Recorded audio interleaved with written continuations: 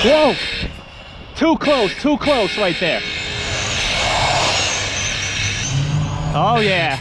What's up, RC gang? You know that song from the Beastie Boys, No Sleep Till Brooklyn? Well, this is gonna be No Sleep Till 40 miles an hour. We're not gonna rest until this $220 8th scale brushless buggy here hits at least 40 miles per hour. Now, my plan is basically a budget plan as always. I'm gonna be sticking in this Surpass Hobby 4300 kV 3660 brushless motor. Now, a lot of people say 3660 isn't enough for an 8th scale, but this is a pretty lightweight 8th scale buggy, guys. It runs a 3S. Actually, interesting, some of you said, why don't you try out a 4S pack? Well, here's a couple of 2S packs, you know, with a plug here. These are pretty good Turnigy 4.0 packs. We're gonna see if, in fact, the ESC here will even turn on and drive with the 4S. The goal is really to find out whether the 4S will in fact even work, because getting more volts is the best way to get more RPM. Now, the main problem with this original motor, it's actually fairly powerful, but you know, I only got 28 miles an hour from my previous speed runs, which is exactly the same speed that the RC Sailors got. Therefore, we both have very consistent results. This is only a 2150 kV motor. This motor right here is basically twice the kV of the stock motor. Now, that means I should be getting 28 times 2. So a little bit under 60 miles per hour, but of course it doesn't always work that way. There's gearing involved, there's air resistance involved. So I'm gonna hope for a speed of, let's say, 40. Now, in all honesty, hopefully I get 45 with this new motor right over here without any gearing upgrades. The pinion itself is also quite small, so you could easily just replace this pinion with more teeth and you'll have more speed. But in terms of handling, I think this buggy is really, really nice, you know. It's lightweight. It should do just a good enough job for the money. This motor right here, I think I paid like $18 to $20 for it. Now, I'm gonna put a link in the description to this video for a similar spec 3660 motor. It might not be the same can, but it's gonna be the same brand. A lot of these motors are pretty much generic. All that matters is the kV rating, the fact that it has a 5mm shaft over here, because you don't want any kind of non-standard pinions, and the fact that the bullet connectors here on top are identical in size. These are already identical. I checked, they will fit, so we shouldn't have any problems. Right now, let me mount this in here, and then we're gonna go do a speed test. Before the motor upgrade, let me try out the 4S pack in here. These are two 2S's, you know, with a single connector here. Let's see how it goes. The remote is on. I'm gonna connect the ESC to the batteries. Let's see what happens. Hopefully there's no smoke. Okay, turn it on. The ESC did power on. I could see a red LED blinking. It didn't do this on the 3S pack. Let's see what happens. So steering works. Let's see if we have any throttle. Right, so we have no throttle. I'm pressing the trigger, no reverse. So this ESC is not rated for 4S voltage. It just has clearly a voltage cutoff. The 3S is back, and now we have throttle, we have drive, we have reverse. So there you go, proof you cannot run a 4S on this buggy. Now let's remove the stock pinion. This is sometimes the really easy or the hard part, depending on whether you strip the little set screw here in the pinion or not. I'm using a pretty good dynamite driver, a 2mm size here. So let's hope this comes off easy. Good amount of thread lock. I'm applying a good amount of force here.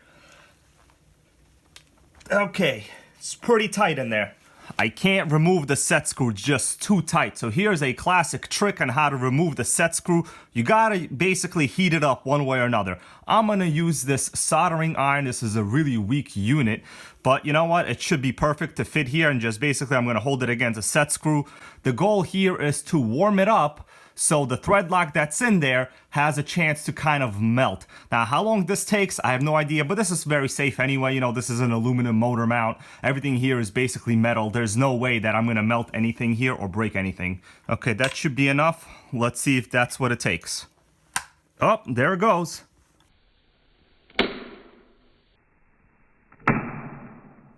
Right away. I was applying maybe about half of the force as I was before, and it's turning. So there you go. Soldering iron trick works, guys. Use this. Don't strip your screws.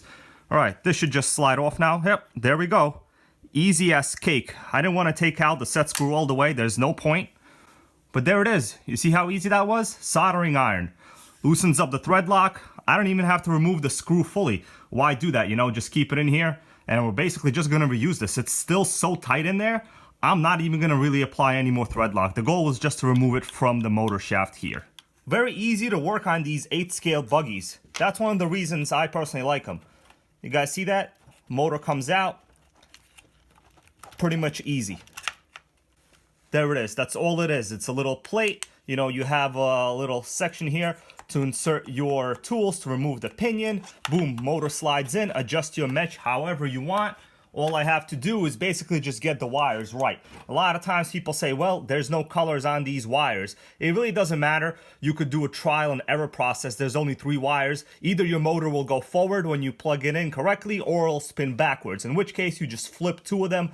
I'm not even sure which 2 it is, but it's a trial and error thing. All that matters is, you know, when you give it throttle, it goes forward. When you give it reverse, it goes reverse. There's really no other way you can mess this up. These are 3 connectors. A lot of times they're not even properly color coded. So, you know, here if I disconnect the blue and the black, you know, without labeling them, I'll have no idea which black goes to, you know, which color here. But it really doesn't matter. Trial and error works just good enough. Now I just got to remove this. Hopefully this isn't seized. If it is, we're going to be using the soldering iron again. Let's see how this is. Alright, so this comes out, no big deal. Well, I could definitely tell you that the screws on this ZD Racing buggy, you know, for 220 bucks, are pretty much tight in there. There we go. Comes off like this. Standard motor plate, you know. Boom, there you go. You have the same matching screws all around. Once I put this back in, we're gonna be golden. There was still some thread lock, you know, residue left on the screw, so I'm not going to apply anymore. My goal is just to make sure this all works and just do a couple speed runs. Now, ideally, you would want to put thread lock on these, but, you know, these are pretty large diameter screws, and this is not a nitro, so this should be fine. All right, there we go. Perfect. I'm going to put the pinion on first here and kind of get it secured against the motor shaft because that's just kind of what I like to do. A lot of people have their own process, but this is adequate. Here we go, slide it back in, bolt it up. At this point, I just have to screw it back in. When you're setting your mesh here, in this case, we didn't change anything, so it's pretty much just the reverse of what I did. What really matters is that your pinion is correctly matched to the length of, you know, where the spur is sitting. Notice right here, it's a straight line. You don't want to have your pinion jetting out like this forward because that's going to be creating a lower surface area where these gears are going to be able to grab each other. You want it to be, you know, 100% surface area being mated to 100% surface area of the pinion. That's really what you want. If your motor pinion is sticking out, that means you got to be moving it back in a little bit more. These are very common typical issues that, you know, beginners have. And these are some of the things you really have to learn by trial and error. You know, I've ruined my good amount of pinions and spur gears incorrectly setting this mesh here. So my word of advice, do this right the first time. All right, time to connect the wires. We just got to make sure the wires are correctly connected. You know, forward is forward and reverse is reverse. Okay, power it on. It powers on. Everything works. Okay, yeah, I'm giving it forward. It's forward. Giving it reverse, it's reverse. Perfect. If this was incorrect, you know, it would just go the other way. Here we go, ZD Racing Pirates 2 with the 4300 kV 3660 motor. Let's see how fast it's gonna be. Hopefully I can hit about 40. I'll be happy at 40. Well, it's definitely got a lot more power off the bottom line there. But really, we're gonna have to see what the speedometer is gonna say. Seems pretty quick. I wouldn't say it's twice as fast at all. Whoa! Too close right there. I could see the wheels ballooning a little. Brakes are still really good at speed. It handles fine. As I steer, I could kind of easily get it to go sideways.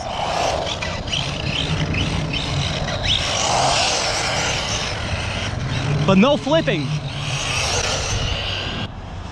You know what? I think it's good with this 4300 kV motor. This is a pretty large parking lot. Oh yeah.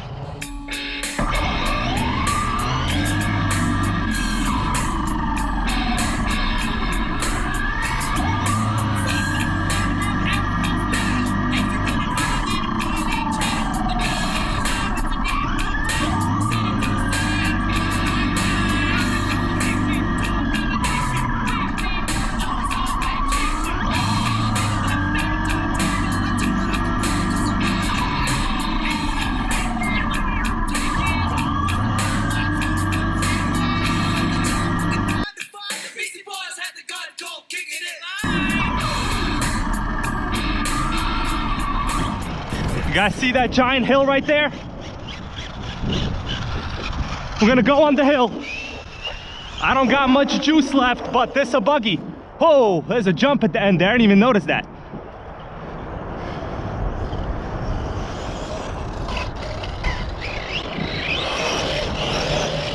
Yeah, you know what? I kind of like the handling characteristics of this. Typical 8th scale buggy.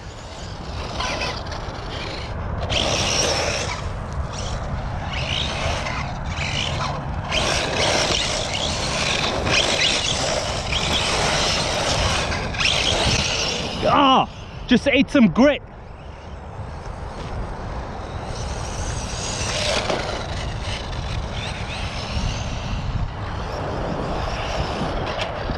Oh, flip. First flip. Oh, that was my fault. Nothing broken.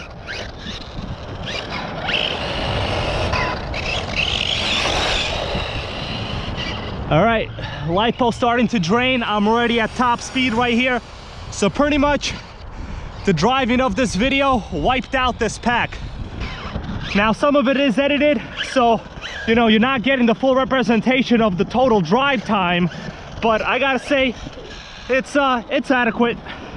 This goes out to Jeremy White. He said, I'm looking a little bit skinny. So I got myself a nice Domino's pizza. You know, I had a bit of a chance to review the footage, so I figured, why don't I eat some nice pizza? Right here, some grilled chicken and some green pepper. This whole pizza was $7.99, guys. I mean, this is like the best deal ever. If you think of it this way, you could basically get like 2.5 pizzas for the price of the motor that I put into the buggy. So 41 miles an hour. You know, when I was kind of like doing the speed runs and I was wearing my GoPro on my head, it didn't seem that fast, but you know, I went from 28 miles an hour to having a pizza and getting 41 miles an hour. Now, let me chew first, but I gotta tell you, I think I'm highly limited by the LiPo I'm running. So the LiPo's continuous discharge is only 35C. What really matters is the amount of power that the motor could draw at one time. Now this 2150 stock motor from that ZD Racing buggy, you know, it's pretty much also limited by the same thing, but I don't have any motor specs for this, so honestly I have no idea. At this point, we got 41 miles per hour, got myself a nice pizza. Jeremy White got himself a nice shout out. Thanks for caring, man. In the future, I am going to be putting on a larger pinion, and I think I will be able to break the 50 mile per hour barrier. Only question is whether the battery will permit me to do so. If the battery doesn't let me do that, if we don't get that 50, well, I'm going to order up myself some high discharge LiPos. Alright, there it is. I'm going to enjoy this pizza. Stay tuned, comment, like, and subscribe. See you later.